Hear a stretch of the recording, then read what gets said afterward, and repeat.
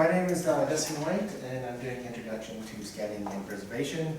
Just a little bit about me. I went to college eventually for history and religious studies. Before that, I studied like 13 different things because I didn't know what I was doing. And then I fell into history and religious studies. I ended up getting into local history when I worked for a newspaper. I worked for the Meade News, which is a newspaper in North Dakota. It was basically pretty much the same size as a Sturgis newspaper, owned by the same company, the Enterprise, kind of shafted the same way that the Sturgis paper was by the Enterprise. Working for a county paper, when I applied there, I thought I was going to be the editor. Basically, I was told I was going to run it. So I learned how to do photography, how to basically do all this stuff on the computer, and started doing local history because that interested me and it seemed to interest the readers in the paper.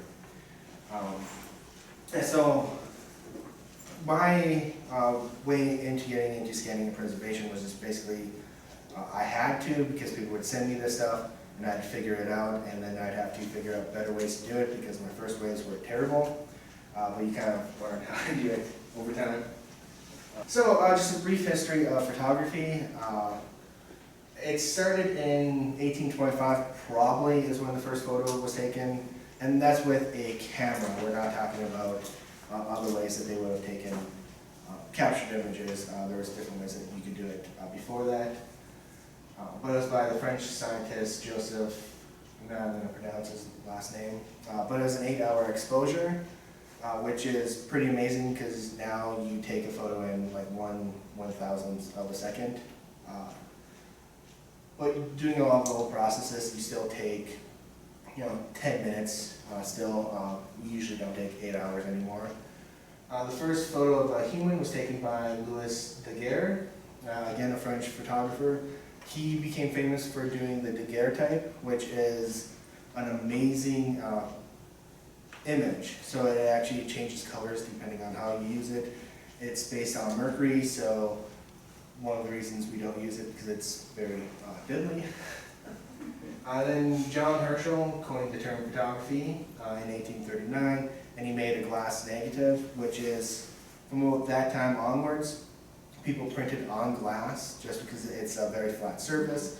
It would take a coating very well. The problem is you'd have to keep it wet for the entire time.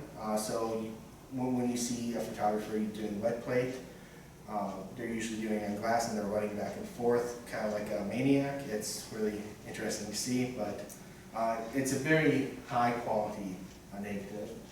The first color photo is 1861 by James Clerk Maxwell. The way that they took those photos is you take 3 black and white photos with a filter on front of it. So you do a red, green, and blue filter in front of the camera, and then you combine them when you print it. It's a way that they did Technicolor, and it's really the way that they did color into about the 50s when you start getting better color photography. And then George Eastman Kodak Company kind of came in. What they did was dry plates and roll film. He didn't invent either one of those. He made them more available to people. And then he had the Kodak Brownie, which so this isn't the original Kodak Brownie, but I'm sure a lot of people have seen a camera like this. They made millions of these. I have a bunch of them because no one wants to use them anymore. I think it's a fun camera to use. You can't find film, so you have to roll your own film, but no, it's fun. And it's made of one of the first plastics, so I thought that was interesting. But yeah, he basically introduced cameras into the middle class. And from there on, we've seen photos, the amount of photos increase considerably. So from 1900, when he introduced Kodak, the Brownie, you were taking maybe 100,000, maybe 1 million photos a year. Throughout the 1800s, maybe 10 million photos total. By 1930, we were taking 3 billion photos a year. And to put that in perspective, this year we'll probably take 2 trillion photos, so it's massive. And just some of the photos. So this is the first photo. You can see that it's exposed all the way across, and that's because taking an 8-hour photo, the sun would actually cross over the entire thing and light it up really nicely. But yeah, they used bitumen to kind of harden it as it was exposing, so that's kind of why you don't have the best view of it. So this is the first photo of a human taken. The guy's actually right here. It's 10 minutes. That's kind of standard for a wet plate right now, is 10 minutes. So if you're using a wet plate, you actually have to sit there for, if you're indoors, you have to sit there for 10 minutes, they'll clamp you in there. Here, the only reason he got someone is because they were polishing the person's shoe. So this street would have been busy with pedestrians, people bicycling, but that all gets erased away because it's such a long exposure. But since the guy was polishing a shoe, he got captured. And this is the first color photo. It's just a ribbon. So basically he was experimenting with it. The first really good color photos happened in Russia, about 1900, and they're using that same process. But by then you have a better film that you can work with. And just one more thing about, Kodak. So working in North Dakota, I worked right by Bismarck, so we have the state capitol and all their archives there. And while doing that research, I basically researched everything because that's, I get bored and I want to learn. One of the things that I did learn is that the Kodak camera was actually invented in North Dakota. So this isn't the original Kodak Brownie. This is a camera from 1914. Same basic design. The only difference is this one uses a different film than the original Kodak Brownie did. It's called a vest camera because you can fit it in your pocket vest, which I think is insane because that's a big pocket. And some of them, they would get 2 or 3 times as large as this. So that's some huge pockets that they were wearing. But yeah, this is the same type of as the first camera, same design and everything. And it was invented by a guy in North Dakota. So his niece, Mina Fisher-Hammer, wrote a book. It's a very hard book to find, but I really wanted it because it's just really interesting. The guy who invented it was David Houston, and he wasn't a photographer, he was just an inventor, some guy who lived on his farm. He had lots of money because he invented a bunch of things and he was eccentric, didn't care for the fame. But we do have the patents for those first cameras and it's in his name. We also have the receipts where he sold the patent to Kodak and he worked with Kodak for pretty much until the end of his life. He just didn't care. He had the money, he didn't want the fame, and that's actually how you get the name Kodak. It's because it comes after his beloved state of Nodak. So yeah, that's Kodak does not recognize this at all, and there's a good reason they don't recognize it. The company today is nothing like it was back then. In the 1950s, the state wanted to actually kind of recognize Houston for his invention of the Kodak camera, but the Kodak company was like, no, he didn't have anything to do with it, and the state didn't want to have a legal battle, so they were like, okay, we'll just, whatever, we don't need this. Okay, some fun stats. So in the hour that I'll be giving this presentation, we have 20 times as many photos taken as all of 1800.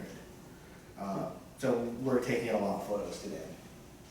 In 1 year, we will take more photos than the first 150 years of photography. 10% of all the photos taken were taken this year. And it's actually a little bit higher than 10%, but yeah, that's still a crazy amount. And yeah, we will take close to 2 trillion photos this year. And here comes some of the not so fun stuff and where preservation comes into play. Only about 1 out of every 100,000 photos will be printed, so that those other photos will largely be lost. If you print a photo, there's a much larger chance that 10, 20 years from now you will have that photo. If you don't print it, 10, 20 years from now, or even 2 years from now when you get a new phone, those photos may be gone. 90% is kind of a conservative number. Some suggest as high as 99% of all photos taken, digital photos, will be lost. Or inaccessible. So inaccessible is that they're on a floppy disk that you can't access because those are just terrible. Or older CDs that they just weren't high quality. Right now I have a hard drive at work that has 40,000 photos of mine. Can't get into them because that hard drive's broken, but I don't want to throw the hard drive away. Because maybe someday they'll figure it out. When I took it into computer repair tech, they were like, don't hold your breath, but keep it because maybe they'll figure it out. I'm like, okay, I'll keep it. Okay, so these are some of the photos. So when we think about lost photos, we think largely digital. These are photos that have largely gone lost, but they were filmed. So these are taken at Fort Lincoln in North Dakota during the German internment. One of the problems with film photos is that, like newspapers, they'll just throw them away. The Bismarck Tribune in the 1970s, because they wanted to save up space, threw away hundreds and thousands of negatives. Luckily, some people saved them, they took them out of the garbage, and I ended up getting my hands on some of them because, I wanted them. That's pretty much why I just wanted them. But yeah, these are all from Fort Lincoln. These are photos of Germans being placed into the internment camps. These were all scanned from the negatives. So if you have a negative, it's super, the quality that you can get from a negative is so much better than from a photo. I mean, these negatives were, they were like 127, which was that size of the film, maybe an inch by an inch, and I mean, they look good on this screen. So, and those photos can be blown up massive, and there's just a ton of quality. Again, Germans being unloaded from the trains, and Ellis Island, Fort Bismarck, and then they expected to go back to Berlin after they were deported, which, I mean, some of these people were American born, so they're going back to a place that they don't know the language. This is a photo from Hungary. Again, just photos that have been lost. This box is actually where this film came from. So I was sent these from a guy who found them in his attic, and he had no idea what they were. They were something from his grandparents, and so I mean the film itself is still really good. I mean, there's going to be some scratches on it. The film itself can tell you some things about where it actually came from. So this is Agrafa color.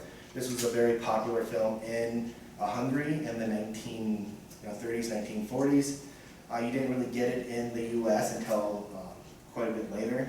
You could get it in the U.S., but you just really didn't because it was produced in the Soviet Union. So the negatives can tell you a lot about the photos. That's really the only way that I could find out anything about these people. Was a film and just a little bit of information that his family gave me. Yeah, so This photo itself was most likely taken in Hungary in the 1930s based on the film that it was taken off of. Again, the same people. Some of the things you can do too with preserving history is not just preserving the photo, but preserving the history around that photo. So there are different clues. You can look at the furniture, the way that he's dressed, and you can kind of get a idea of when it was taken, unless, it's not always that straightforward, because sometimes you have people today, saying wearing clothes that they wore, 40, 50 years ago, driving, a classic car. That can throw you off, but sometimes, you can kind of get lucky if you look at all the things. Type of film, most likely where it came from, and the clues in the photos themselves. Just another one from, this one is actually after they come to the United States, so it's a little bit different. And this one is in New York. I know that because the film that it was taken on was a really nice Kodak film that was being sold in the United States. So it wasn't sold in Hungary at that time. So again, just using that film, you can kind of preserve the history. In that, you get to actually tell that history a little bit.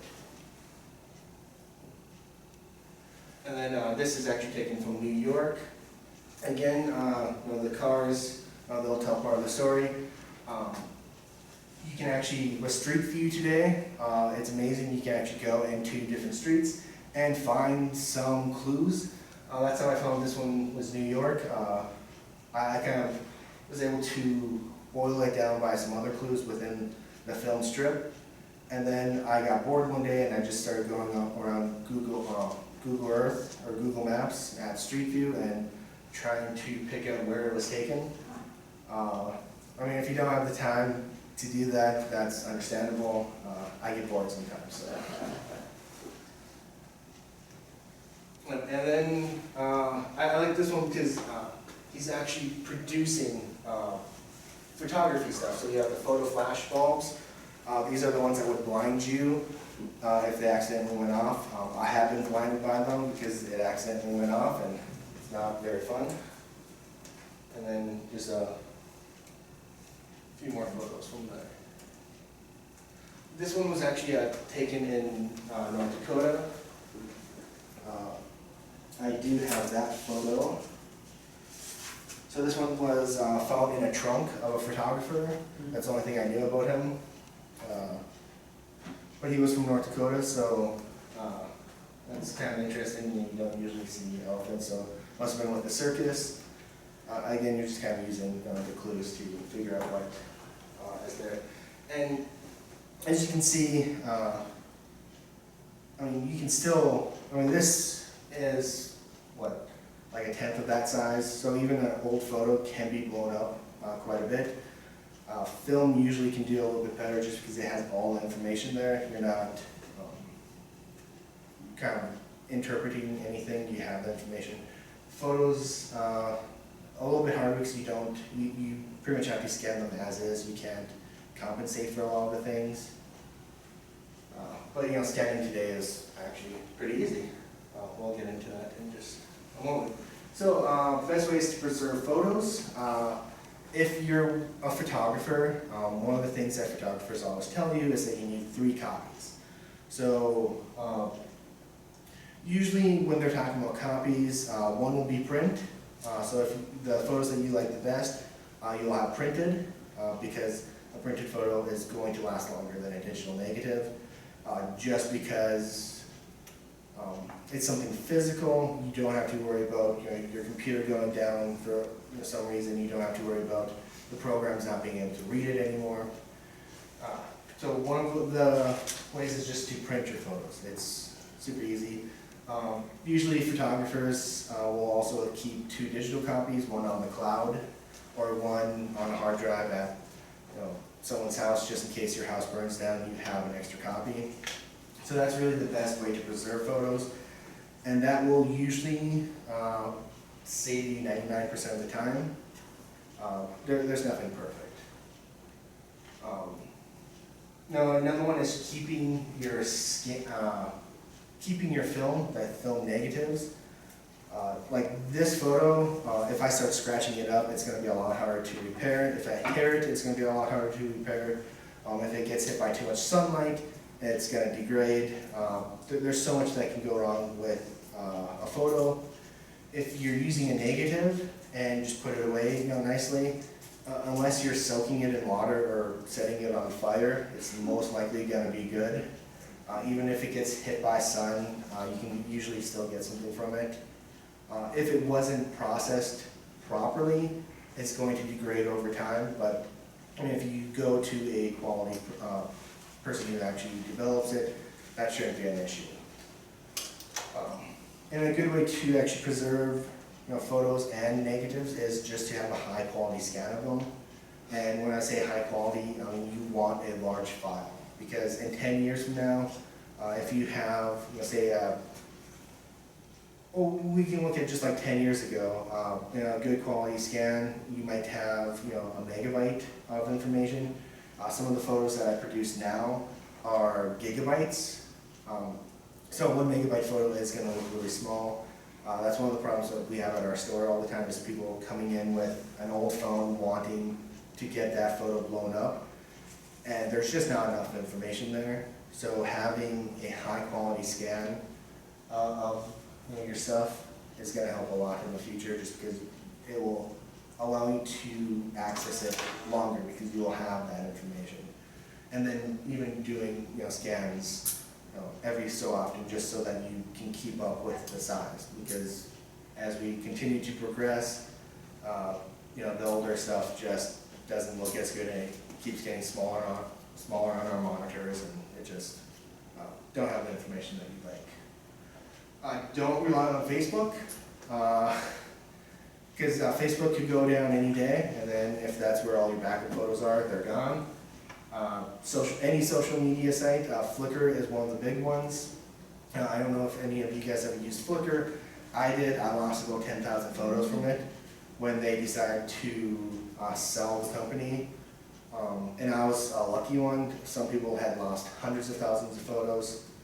So relying on social media sites or anything like that as your backup isn't the best idea, unless it's just one of the backups. Also, one of the problems with Facebook or other social media sites is, in order to host that photo, they're hosting, about every day they get like another 1 billion photos put on their websites.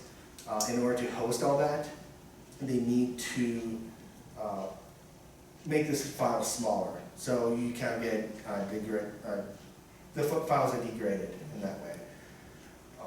And if you know photographers, they will constantly tell you how upset they are about that, how Facebook just ruins their photos. I've never had that problem. Maybe I just don't care as much. And cloud storage. There has been a number of different cases where large cloud companies have gone bankrupt, and they're gone, which means all your photos are gone. All the files that you had with them are gone. I use Microsoft Cloud because I don't see Microsoft going anywhere anytime, but I don't even fully trust that, so anything I have on the Microsoft Cloud I have on my computer, and then I have on a backup hard drive, because after losing 40,000 photos, I'm a little paranoid. Now, can I interrupt? I use an SD card to store, one of the places to store all my photos. Yeah, it's as long as you access it. So a lot of drives, you don't have that really with the SSD now, the new drives. But a lot of the older drives, if you don't access it, it kind of loses the information over time. And you can't kind of get that with like CDs and stuff too, it'll just degrade. But yeah, if having it on an SD card and accessing it from time to time, that's a good idea. I think I have a bunch of photos on SD drives, as long as you don't lose them. Yep. I would like to interject. I recently had a solid state drive crash. Doesn't happen very often, but it did crash. You cannot depend 100% on solid state drives. Yeah, very rare, but it can happen. Yeah, I've been lucky that the only hard drive I've had fail was one I dropped, and that's where my 40,000 photos went. But yeah, that's why it's a good idea to have them in multiple places, just in case. Keep mine backed up on my, of course, my drive, and a big thumb drive I have, it's like a terabyte. But then I also have it on Microsoft and Google Clouds, so if Microsoft were to go down, at least it's on Google and vice versa. So, Yeah, it's good to just be as diverse as possible. I'm not the best at it. Like, I tell people that they should, like, whenever a photographer asks me what they should be doing, I tell them what they should be doing. 99% of my photos probably aren't backed up, mainly because I don't care, I guess, because I'll take more photos. I do back up I don't take photos of my kids, so I don't have to worry about that. My wife does. She backs up those. She won't let me, she doesn't rely on me for that anymore because I lost a lot of the photos, so. Yeah, so don't do what I do, just do what I suggest and said, it's a lot better. And then use standard formats. So even if you're saving, if you're scanning stuff into, scanning photos or film, use standard formats. So JPEG is a really good one. It's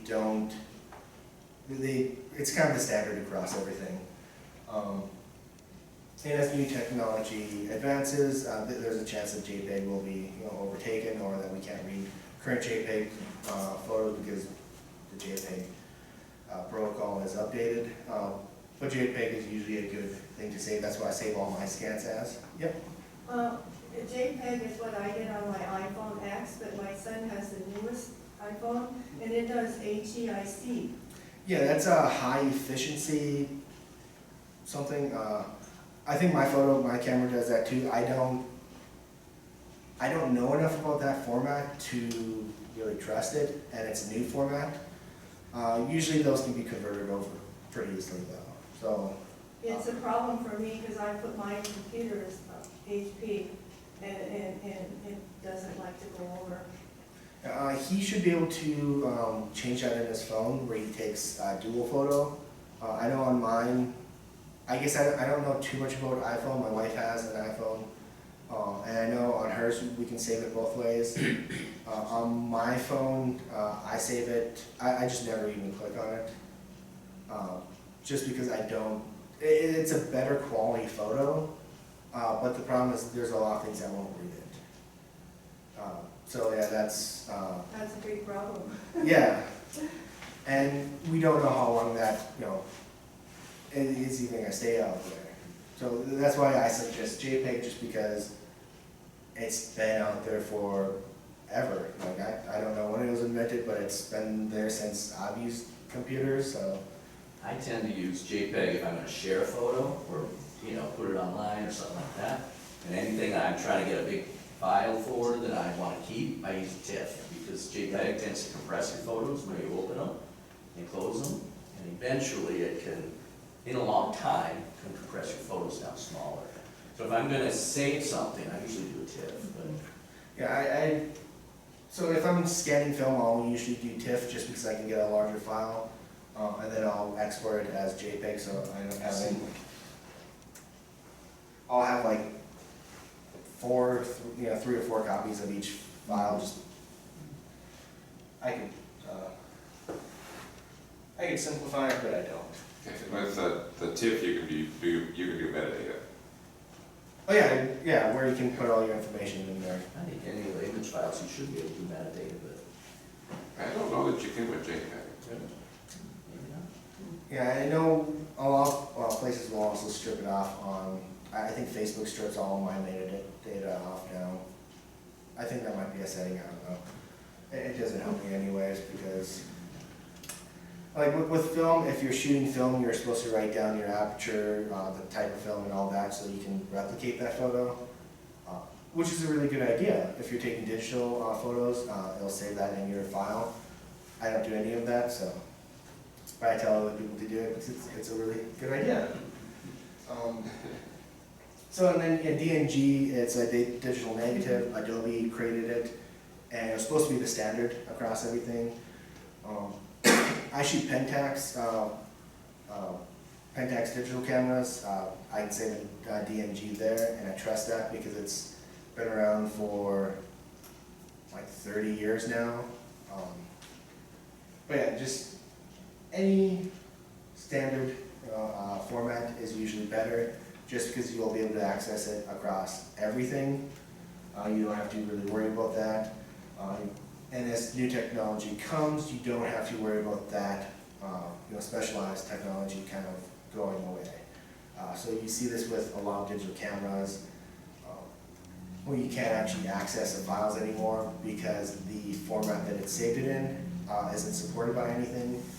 With new cameras, you get that problem too, where Adobe Photoshop, which is kind of the standard editing program, won't recognize the format either. So yeah, sticking with standard formats is just a wise idea. Okay, scanning. Scanning is super easy today. Before, with film, you had all these different machines, and you'd have to hook them up specially to different computers. When I started scanning, I used a camera, so I'd take a photo of each camera, or each image, each slide within each negative, and I'd have it backlit, and then I'd have to bring it into Photoshop and inverse it, and it'd take me forever to do it. Now scanning is super easy. It's pretty cheap. You can go online and get a dedicated film scanner for like $200, a good one. And the ones that I use are the Epson ones. Epson is kind of, they're not the biggest name, but they're the ones who continue making scanners. So you can get Nikon. Nikon had a really good flatbed scanner. They don't support it anymore, so once you go down the road, you might not be able to use it anymore. Kodak had an amazing scanner that would kind of, it would actually feed all your film into it, so you could take an entire roll of film, put it in one side, and it would just spin it and scan it all. They don't support it anymore, so if you want to run that, you have to get a computer that runs like Windows 98, which is an issue in itself. So I use, at my store I have two dedicated scanners. I use a V850, it's kind of the professional version. The V600, like I said, works really well, and these can scan either negatives or prints. So this is something I scanned on the, when we saw this one, this is something I had scanned on the V800 or 850. And if you've ever seen a flatbed scanner, that's all it is. So these new scanners, basically what they are is, it's a flatbed scanner that you can take an insert out, and you have a plate of glass on top and a plate of glass on bottom, and it'll shine light through both sides. And if you know how to use a flatbed scanner, you just plop it on, and that's really all it is to scanning. The process is super simple now. Most scanners will come with holders, so if you have a roll of film, you can cut it into 5 negatives, which is basically will fit in a sleeve if you want to preserve the photos. And you just snap it into the holder and push scan, and it'll scan for you. So scanning today is super simple. It's just time consuming, especially if your negatives are dirty or if there's problems with the negatives. Often the scanner will actually fix that for you too. Usually if I'm doing it, if it's something I find really important, I'll go into Photoshop and actually edit it how I want to and fix it how I want to. But yeah, the way that they do it is very simple. For longevity, you do want that film, the film negatives. It's just going to be better over time. You have less issues with film. And again, unless you like set it on fire or throw it in water, it's probably not going to ruin the film. The film that I got in that box from the people from Hungary, New York, and then United States, or New York's the United States, but in the Dakotas. they had kept it in an attic for like 30, 40 years, and the film is in excellent condition. Sometimes you will find on film that it has like mildew or something, you can just brush it off. Film is, it's pretty, it's just, I think it's amazing. It's like magic almost. Now if you have just a few scan or a few photos or negatives that you want to do, you can get phone apps that will do it. The only thing is you need for film, light coming from the back to kind of illuminate it. But I mean, they work in a pinch. They're not the best, but it's, if you only have a roll of film, it might be worth, just doing that instead of, spending $200 on a scanner or trying to find someone who scans it. And then you can also get accessories for most DSLRs, or I guess mirrorless cameras now, where it just slides in front of the lens and you take a photo. The way that I did it to begin with is I used a macro lens, and I just took a bunch of photos of each one so I could blow it up. And then scanning software, Epson comes with their own scanning software. It's excellent. It kind of does everything that you'd want it to do. It scans it, it can fix errors with it, it saves it in either a TIFF or a JPEG. You could probably save it some other way. Well, that's all that I needed to know. Other kind of industry standards are ViewScan and Silverfast. Silverfast because, like the name implies, it's pretty fast. It scans a lot faster than the Epson scanning software.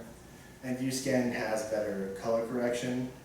But if you're going to edit it or you don't care to have like the most accurate color correction, it's fine. And if you're doing black and white, it doesn't matter. I have all of them. I use Epson. It's the most forward, it's easy.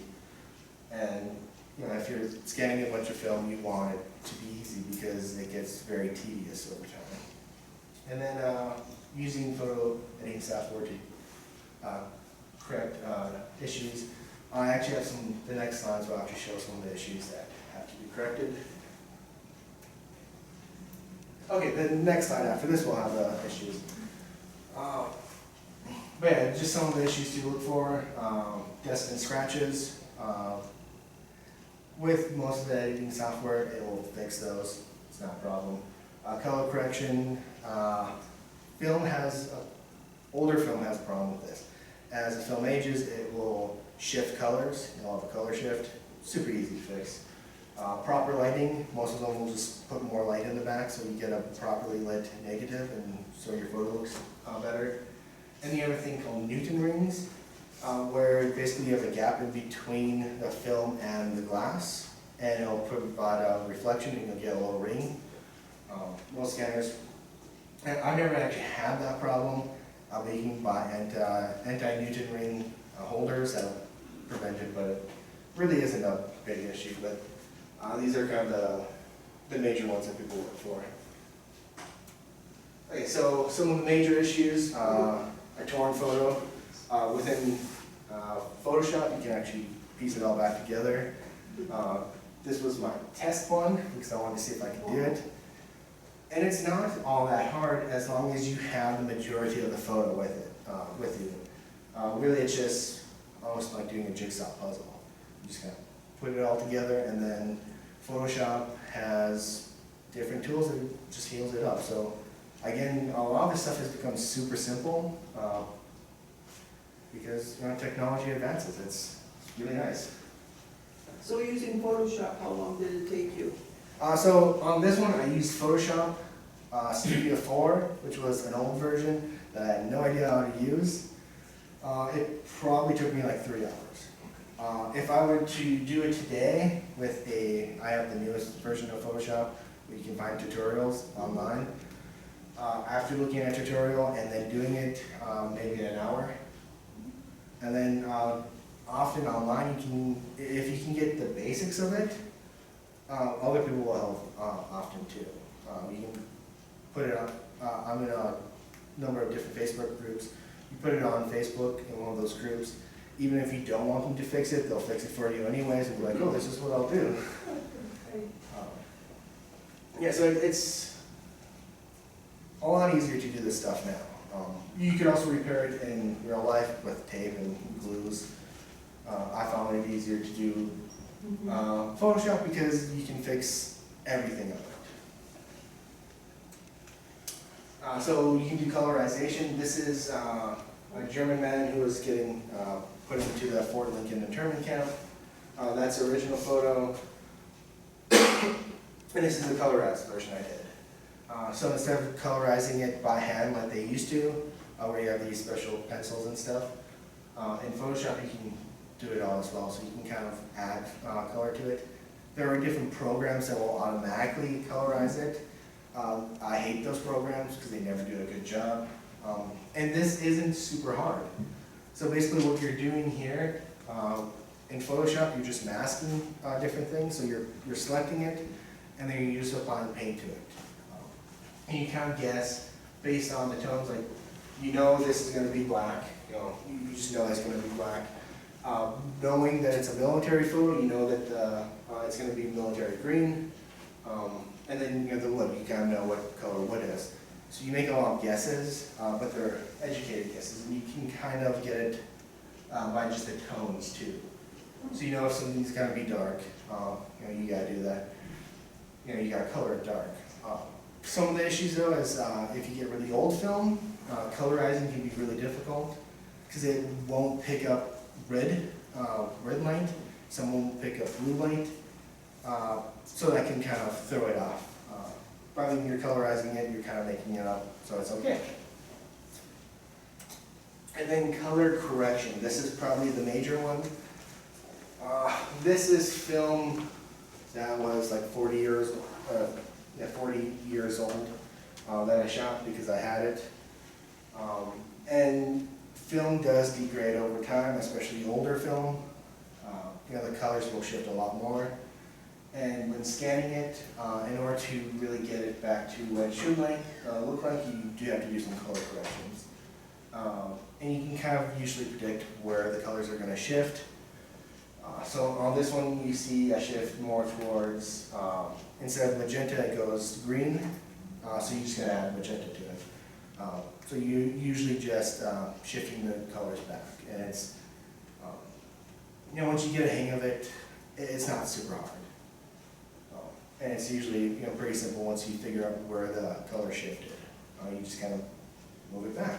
And yeah, this was basically just taking one slider, moving it over, and got this. And then cleaning up. So this is the before photo. You can see that there are scratches on that film, some dust spots all over. And then it's just going in with a healing brush and doing a little bit of color correction. And it's not even fully color correction, I just liked this color better than that one. So I gotta do whatever I want, it's my photo. But it's just going with healing brush in Photoshop and basically just touching it. And the program kind of knows what it should be doing, so it just fixes it for you. And with the new stuff, it's a lot easier. You said healing brush. Yep. Yeah, just in Photoshop, there's a healing brush and then like an auto healing brush. And all you do is click where you want it healed, and it will take the surrounding pixels and analyze it and then fix what you need. It's usually pretty good. If you're healing a bunch of stuff that's like really complicated, like if I were to say have like a bunch of people here, it might screw that up. And then at that point, all you have to do is undo that, and then you just make the healing brush smaller, and you just kind of tap at it. And just people, sometimes you probably want to, if it's like a person who has like a lot of his face scratched off, I mean, that's something that you probably want to take into an expert, just because it's gonna be a lot easier for them to do. But most of this stuff, it's pretty easy. Sometimes with the healing brush too, if it's a high quality scan that you're working with, I zoom way in so that I get if it's a damaged area on the photo here, I get clear in so I can really do it without an eyeball here, that's on their cheek, so you can zoom in real tight and it can work. And the technology today is just, it's so nice, and I mean, if you can't figure it out, you take like 2 minutes on YouTube and like, oh yeah, it's simple, but yeah, whatever, I've been doing this a really different way. Okay, outside the scans, there's a few things you can do. So before you even get into into scanning it, so this is just film I don't care about. I wrecked it. That was my bad. I didn't shoot it right, and then I threw it somewhere. It upset me. So the biggest thing is just cleaning your film, and it's actually super simple to clean film. I use Zeiss lens wipes. You get them at Walmart. You get like 1,000 of them for like $2, and just a little alcohol pad, and you just swipe it. You don't want to swipe it too much because there's emulsion on this, which kind of gets gummy if it gets too wet. If you just swipe it once, let it dry. If it hasn't cleared up everything, go back at it once it's dried and swipe it again. I like using microfiber cloths as well, just to kind of rub them out, and it ends up working really well. I do often use a blower. So if film has been sent to me that someone wants scanned, and I can tell that it's dusty, I'll just blow it off first. Because if you get the dust off and all that debris off, you're not going to scratch the negatives. Generally too, if it's someone else's film, I'll probably wear gloves. Because not that the oil on your fingers or anything will, I mean, I have no problem touching this stuff. It's not going to really degrade the film. It might with some of the older film that I get, just because that's different chemicals. But it leaves fingerprints, so that's annoying to fix later on. So yeah, cleaning film is really easy. You just use a brush. Those little envelopes that the film would come in, Yep. do they degrade the film after a while? They shouldn't. I mean, I've had film come in to our shop that's 60, 70 years old, and it's still in those, the mailing envelopes. And the envelopes, The little ones that just the negatives come in. You got your prints and your negatives, the big envelope. yeah. And then the negatives are in a separate little thing. Yeah, I've never had an issue with that. I've seen the envelopes crumble apart, and for me, that's a problem when I'm scanning a bunch of film, because I don't know where those negatives are, where they came from. But it's never actually caused an issue with the film. I have a whole bunch of little envelopes. Yeah, I've never seen an issue with it except for those envelopes crumbling. Some of them will have glue on them, and as long as the glue didn't get on one of the negatives, it's not an issue either. But even then, you have to heat up that glue. The glue has to hit one of those negatives. It has to stick there for a good time and then get pulled off. So that's probably not going to happen. For me, usually when I'm storing my film, I'll get plastic sleeves. They're museum quality sleeves, because I don't want if I'm putting in a sleeve, I don't want that film ruined at all, because it's something I'm actually proud of. And then I'll put it in a binder, or I'll put it in a museum case. You don't really need to do that. I do it just because those are the kind of prized photos. This piece of film was actually just thrown in a cupboard, and I can still scan it and it'd be fine. But yeah, I don't know of too many issues with storing film with how it was sent to you. Movie film is a different problem, because it can be stored in like tin cans, and then you have this, the older stuff will have stuff that will kind of break down and it can explode, or burst into flames, or just completely degrade, and it's nasty stuff. But usually you don't have to worry about that unless you have film from like 100 or 120 years ago. So some of the first films.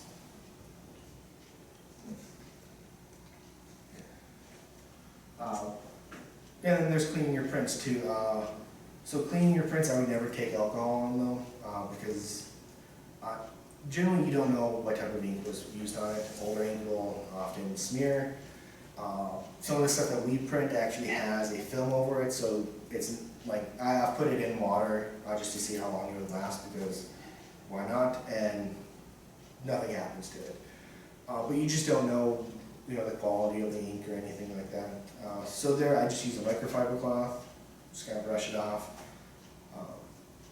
And it's a little bit harder to clean prints, which is why, the film is still just a better option. You can clean prints,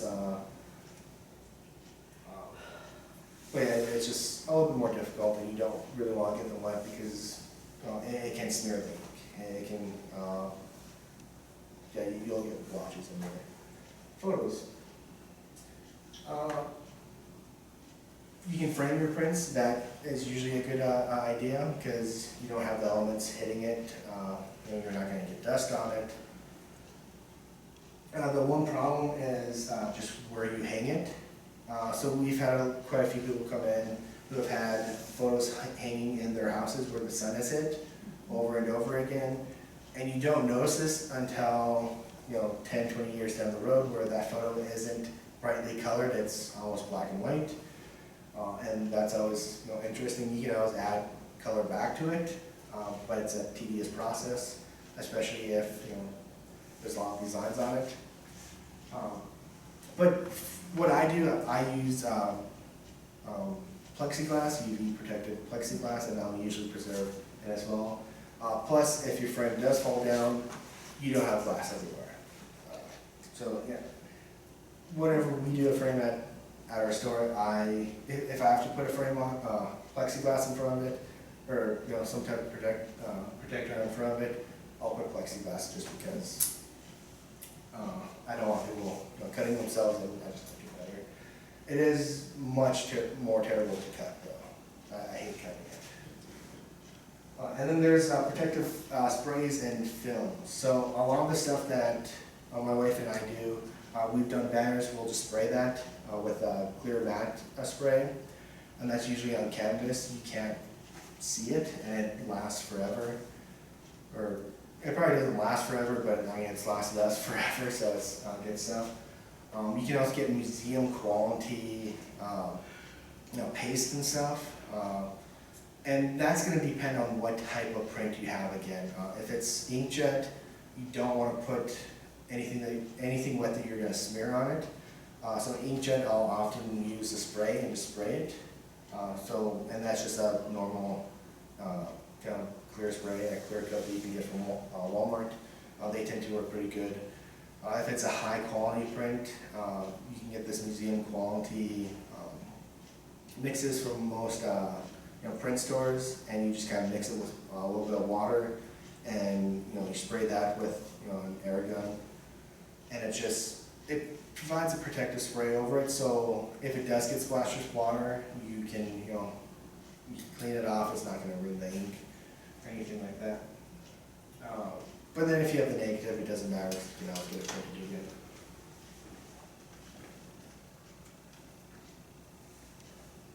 Yeah, and then so instead of just preserving the photos too, you got to preserve the history, or at least, that's ideal. Sometimes you can.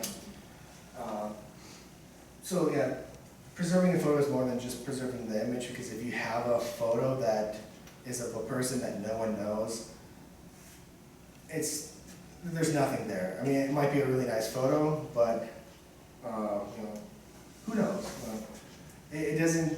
Each image tells a story, but that's a story that has very few words. So you can find clues inside the photo. You can kind of trace the lineage of the photo, meaning just that So for me, it's just I know who's brought it in. They can kind of tell me possibly who took it, and you can kind of trace it that way. If it's a family photo that you find in your attic, you can usually that's someone in your family, hopefully, unless someone forgot the negatives in your house. But then that can even give you clues, if you know who lived there before. And then it's crowdsourcing too, putting an image online and asking, hey, do you know what this is? Super helpful. It's kind of one of the nice things about like Facebook and stuff is you can put anything out there and ask people, like, do you know what this is? Do you have any clues? And sometimes you'll get really bad answers, but sometimes you get really good answers. Sometimes you get no answer, so this is a movie film that I was sent a few years ago. It has a cartoon on it, and no one knows what the cartoon is. And it's a pretty racist cartoon. So I didn't share it too many places because I don't want to get kicked off of different places. But yeah, no one knew what it was. So sometimes you get no answers. And the guy who sent me these is getting no answers. I don't know, I've scanned a lot of this. Movie film is kind of tedious to scan, so you gotta do each line, and then you have to put it all together, and then you have to add motion to it. But yeah, sometimes you don't get any image or anything at all. I'm planning on doing that with the Bob Lee photos, because we have those scans and they're not, basically that it was the high school football team in 1962 or whatever, but you don't know who anybody is or anything. So I think I'm gonna start posting those weekly or something on the Facebook page for the crowdsourcing, see if people know who the individuals are in the photo and that kind of stuff. What might have been taken. They might really get interested in that, really Yeah. help you a lot. Yeah, I think there'd be a lot of community interest in that, but that's a really good idea, so. One, now, history is so big that people want, they always want to find a mystery. I've been sent quite a few boxes of just photos because people want to know, who it is. Part of it, like 5-10 years ago, there was a photographer whose all of her photos were found, and she became super famous. So everyone thought that they had boxes full of gold with film. They didn't, but eventually I got sent it, so that was cool. Yeah. And another thing is just comparing the two similar photos.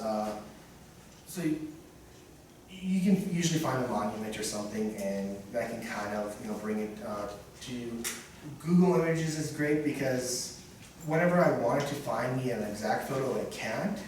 Like even if I know there's a photo out there, it never is able to do that for me. But if I put in a photo that I have no idea about, it can usually find something similar, which is super annoying because it can't do its job when I want it to, but it can do its job there where it'll pick out some details and be like, hey, maybe this is similar. And it really at least gets you somewhere. So just some examples. This was a photo from when we sent balloons up into space. This is the first time, and it's really easy to figure out what it is because it's printed right there. There's no questions as to what this one is. And if you want to learn more about it, you can just type it in quickly into Google and you have all the information. So photos like this are really nice because it tells you everything. And a lot of old photos tended to do that more often where they would actually write stuff on it, or at least somewhere around it. Not all the time, but it's really nice when it happens. So yeah, it tells you everything you need. So this is not that type of photo. It doesn't tell you everything you need on the front, but it's still relatively easy because on the back, it said that was Joe Margo and Ed Miller, taken in 1935, and it's just written on the back. Some people are great about that, where they tell you where the photos were taken. Super easy to preserve the history then because you have it at your hands. This one is not so easy. This photo is at Fort Meade. I know that because it was in a box of photos from Fort Meade. And based on the cars, you're probably looking at like 50s, 60s. Yeah. So there's no information on that photo, but because it was in a box from Fort Meade, I knew it was from Fort Meade. And then there's similar photos of that, placed at Fort Meade, so it's kind of a lot easier. This photo has again, someone from Fort Meade, but this is what was written on the back. It was a picture taken somewhere between Sturgis and Cheyenne, Wyoming. Some beauty. And that's 1934. So those same roads, you're probably not going to find that same road. So I mean, yeah, it's a snapshot. At least it tells you, it's in the Black Hills. I mean, you get some information. And then you get photos like this, I think I showed, this one where it has nothing. It's almost impossible to figure out, because there's no identifying clues in the photo, there's no information in the surrounding photos, but you can kind of get a few ideas. When I was going through those first photos, you know, you can see on the photo, on the film strip, it'll tell you what type of film it is. Usually it'll tell you what type of film it is, unless it's some weird stuff, which I like using that stuff, but you can see if it's USSR, if it's US origin. Today you can see if it's Italy. There's not a lot of people who make film today. You can find stuff from Italy.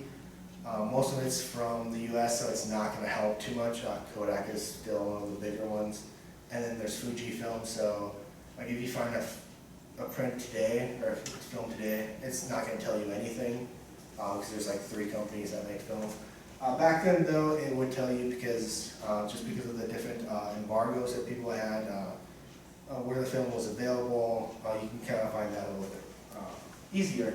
Also, where the, in all of photos, they'll have information on the back what type of paper it was printed on.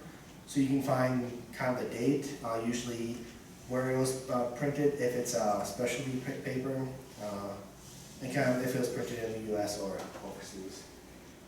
This one though, just based on that entire box, I think I have another box from them. Way too many photos. I think I've scanned like 1/10 of what they've sent me. But the family probably lived in Soviet-occupied Hungary. That's probably why they moved here. After Soviet Union occupied Hungary, it looks like they moved to New York. And then they settled somewhere in the Dakotas, I'm assuming, because that is where that person was from. And you can, going through all the photos, if they're all in the same collection, which is an assumption you kind of make, it's not guaranteed. You can kind of get brief glimpses of different things. So yeah, doing this stuff with history and preserving that history is, you're making some assumptions too, which I think is all history. So, yeah, questions?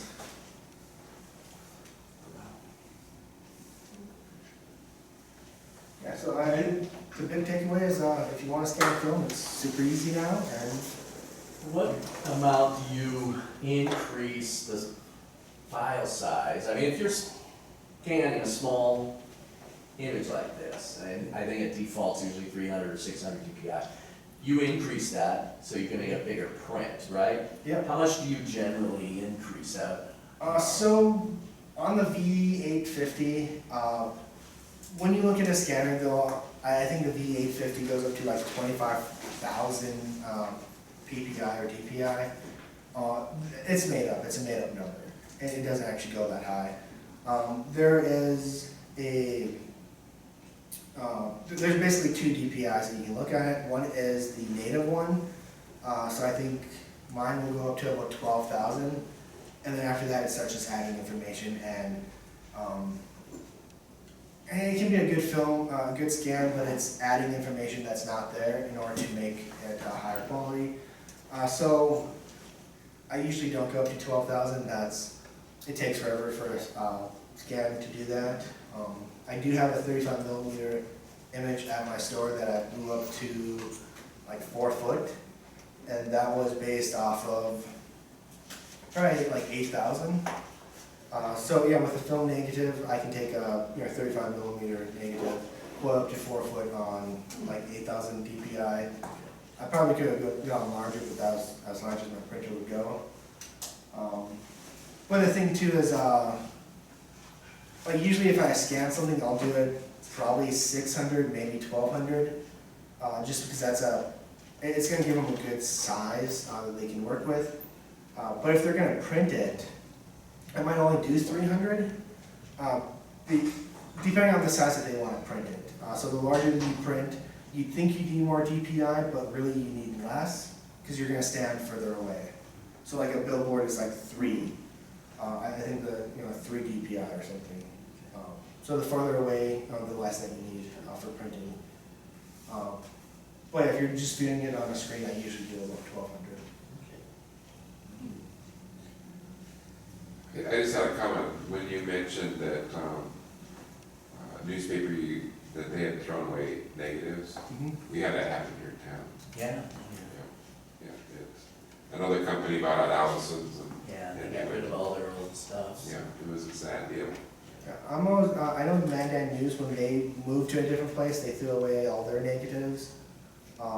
After I left, they moved into a new place and they threw away all their old books, like all the print, all volumes, which, I mean, they have storage space at the Bismarck Tribune that they could have moved it all to, but, yeah, it's just, crazy, you know, the amount of history that they're throwing away, and Yeah. no one cares until, like, 40 years down the road, like, oh, I wish I had a picture of that. Yeah. Yeah. Like, well, you did, but no, you don't. No, I have every single negative from when I worked at Meade Times. Saved all those, huh? Huh? You saved all I those. saved them and I took them. Good. And we got the Bob Lee photos. Huh? We got 8,000 or 10,000 Bob Lee negatives that, from the local papers, so we'll have to go scan. I was gonna ask you, obviously your business is in town and you do some of this professionally, I take it. Could you tell us a little about your business and what you do? Yeah, so my wife and I own Light Canvas Art. We're like one block down. We do pretty much everything with art. She does classes, ceramics. I do photography. That's actually how I ended up getting into film, and then it brought me into making frames because frames are expensive and I don't want to pay for them. So I made my own, and then I got into woodworking because I had all the tools to make frames, which you can make. If you can make a frame, you probably have the tools to make a table. So, but we do a lot of. We do a lot of frames. We do a lot of. We've had a couple people who brought in lots of negatives to scan, which sometimes it's great. Sometimes. You get to see a lot of naked people that you don't want to see. So many, like, people don't know what they're bringing me half the time. And often, Whoops. it's, yeah, so for me, when I give them back the photos, I usually tell them, like, hey, there's some photos you probably don't want to see on this. But yeah, we do that. We do a lot of different restoration stuff. We still develop film, mainly. We do the things that I like doing. So I shoot film. I have like 4,000 yards of film. It's ridiculous how much film I have. Mainly because people sent it to me and like, hey, can you use this? I'm like, yeah, I'll use it. I always say yes. So yeah, I develop my own film, so I develop other people's film. I scan my own stuff, so I scan other people's stuff. We don't print anymore because our printer had an issue and Canon is not helping us, so we do send to a professional printer. And then we do, restoration of pretty much any kind. It started off with, restoration of photos, then restoration of different frames. Right now I'm restoring a old chair, a wicker chair, because I wanted to see if I could. And I can, it just takes a lot of time. We do a lot of preservation. And So what you're saying is there are a lot of people out there that still use film cameras? Yeah, so a couple years ago, film kind of had a renaissance. Luckily, I got into film before that, so I got all my cameras for really cheap.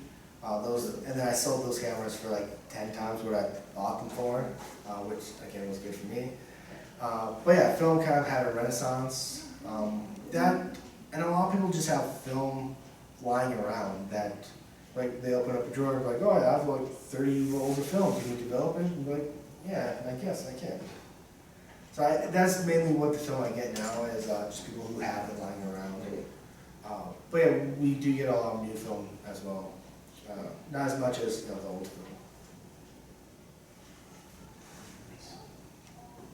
And then with everything that I develop a roll of my film with it as well, because that way I don't want to screw up my film, and I figure if I don't want to screw up my film, I'm not going to screw up your film. It keeps me a little bit more anxious about developing film, so I get it right. Yeah, I've got quite a few of those rolls of film that, oh, I don't know what's on them. Yeah, Good way to find out, I guess.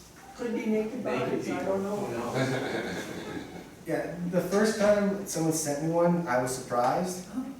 And that was like the second roll I did, and they had no idea. Then after that, it was like every other roll. It was like, okay, you know, I guess that just happens, you know.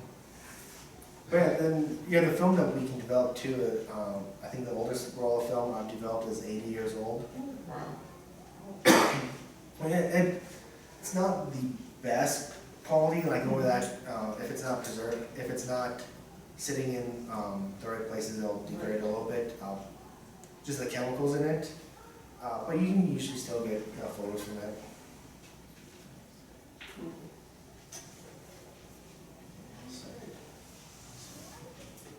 Really interesting, thank you for your. Thank you. Yes, thank you. Fantastic. Yes. Appreciate it. I'm still going for Awesome. the next person.